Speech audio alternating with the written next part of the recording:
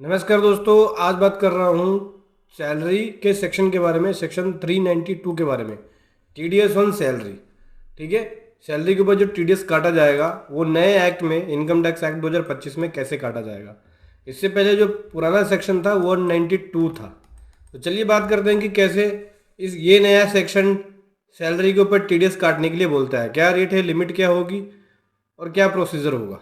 बहुत कुछ समझने को मिलेगा। उससे पहले बताना चाहूँगा, जो भी भाई बंधु मेरे चैनल पे पहली बार है, इस वीडियो को पहली बार देख रहे हैं, जिन्होंने अभी तक सब्सक्राइब नहीं किया सब्सक्राइब कर लीजिए, साथ ही साथ बेल आइकन पे भी क्लिक कर लीजिए ताकि इस तरह का कंटेंट आपको मिलता रहे। तो दोस्तों बात करें सेक्शन 392 के बारे में, जो कि टीडीएस ऑन सैलरी है नए एक्ट में, इनकम टैक्स एक्ट 2025 के अंदर।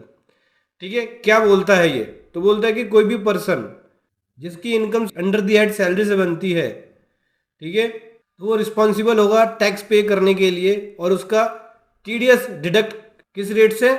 जो एवरेज रेट बताया गया है, टीडीएस स्लैब रेट जो डिफाइंड है गवर्नमेंट के द्वारा। टाइम टू टाइम ये रेट चेंज होता रहेगा, तो एक फिक्स रेट नहीं होता, ये रेट हर साल चेंज होता है। तो जो टैक्स ईयर का रेट लगेगा, वो रेट जो स्लैब रेट होगा उसके अकॉर्डिंग यहाँ पे टीडीएस काटा जाएगा। अब बात करें, जो ये नया एक्ट है ये कब से लागू होगा? नया एक्ट जो है 1 अप्रैल 26 से लागू हो जाएगा। यानी फाइनेंशियल ईयर 26-27 की जब आप अकाउंटिंग करेंगे, या फाइनेंशियल ईयर 26-27 की जब आप टैक्स प्लानिंग करेंगे, तो उस समय आपको इस नए एक्ट के प्रोविजन को ध्यान में रखना है। ठीक है। नए एक्ट में क्या रेट होगा, स्लैब रेट क्या होगा, अभी ये गवर्नमेंट ने क्लियर नहीं किया है। जब बजट पास होगा फरवरी 26 में, तब हमें वो बताएंगे कि भाई ये रेट ये एप्लीकेबल होगा। ठीक है। अभी जो आईटीआर फाइल करेंगे आप, वो कौन से फाइनेंशियल ईयर की करेंगे? Financial year 25-26। तो इसमें रेट और लिमिट क्या होगी? जिसकी आईटीआर जाएगी असेसमेंट ईयर 26-27 में। ठीक है। तो इसमें रेट और लिमिट क्या होगी? रेट और लिमिट पुराने वाला एक्ट चलेगा, यहाँ पे 1961 वाला जो इनकम टैक्स एक्ट है वो चलेगा। और इसमें रेट और लिमिट की बात करें तो 12 लाख तक की इनकम टैक्स फ्री है, 12 लाख के ऊपर टैक्स देना पड़ेगा।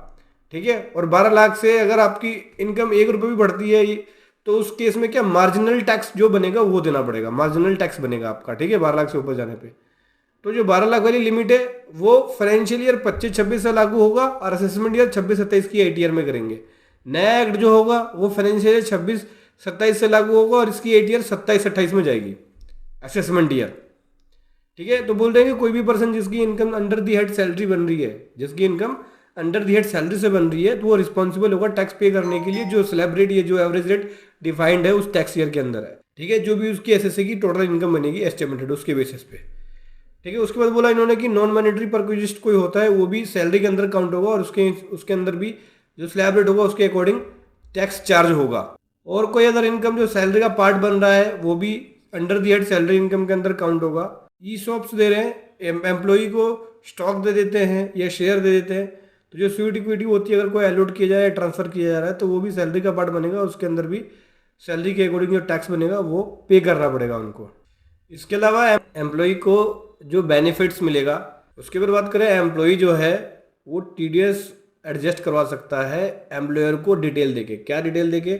अगर कोई सैलरी रिसीव कर रहा है दूसरे एम्प्लॉयर से और वहाँ भी टीडीएस कटा है तो उसको एडजस्ट करा सकता है। कोई रिलीफ अंडर सेक्शन 157 के अंदर है, एरियर रिसीव हुआ है, उसका भी करवा सकता है। लॉस फ्रॉम हाउस प्रॉपर्टी है, उसको भी करा सकता है, होम लोन इंटरेस्ट का है तो। साथ ही साथ कोई और लॉसेस है हाउस प्रॉपर्टी से, वो करा सकता है। टीडीएस अगर ऑलरेडी डिडक्टेड है दूसरे एम्प्लॉयर के द्वारा तो वो एडजस्ट करा सकता है। एम्प्लॉयर की रिस्पॉन्सिबिलिटी होगी, जो भी वो परक्विजिस्ट देगा वो उसकी डिटेल्स को, उसकी स्टेटमेंट को शो करेगा। और एम्प्लॉयर की रिस्पॉन्सिबिलिटी होगी कि वो डॉक्यूमेंट्स, जो भी डिडक्शंस क्लेम करा रहा है उसके डॉक्यूमेंट प्रूफ को कलेक्ट करेगा। Deduction proof, exemption proof, house property loss है उसका, कोई टैक्स इन्वेस्टमेंट है उसका, तो यहाँ एम्प्लॉयर की रिस्पॉन्सिबिलिटी बनेगी कि ये सारे डॉक्यूमेंट को वो इकट्ठा करे, इकट्ठा रखे इन प्रूफों को। टीडीएस बात करें पीएफ के ऊपर, तो अगर पीएफ 5 साल से पहले विड्रॉल होता है तो टैक्सेबल हो जाएगा, और पीएफ ट्रस्टी को यहाँ पे टीडीएस डिडक्ट करना होगा। पीएफ अथॉरिटी 10% टीडीएस डिडक्ट करेगी अगर पीएफ विड्रॉल 50,000 या उससे ज़्यादा हो जाता है तो। पीएफ विड्रॉल अगर टैक्सेबल होता है, अगर वो 5 साल से पहले विड्रॉल होता है तो। समझ गए? तो ये जो नया प्रोविज़न है इसके आप सेक्शन पढ़ लेना, सेक्शन के सारे पॉइंट्स पढ़ लेना। मैंने अभी आपको शॉर्ट में बताया, कुछ सेक्शंस बताए हैं जैसे sub section 1, 2, sub section 3, sub section 4, ये उन्हीं सबसे रिलेटेड है। इनके क्लोज को पढ़ सकते हो। सब सेक्शन 7 में पीएफ से रिलेटेड है, सब सेक्शन 6 में भी पीएफ से रिलेटेड है। अगर पीएफ विड्रॉल कर रहे हो तो उसके ऊपर टीडीएस की बात की गई है।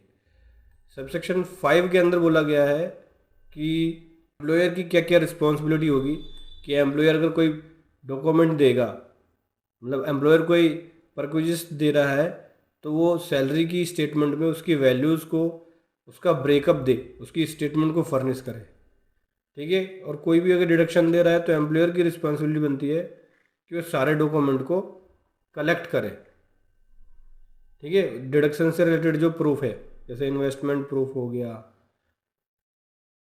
एचआर है तो एचआरए का प्रूफ हो गया, एलआईसी है तो एलआईसी का प्रूफ हो गया।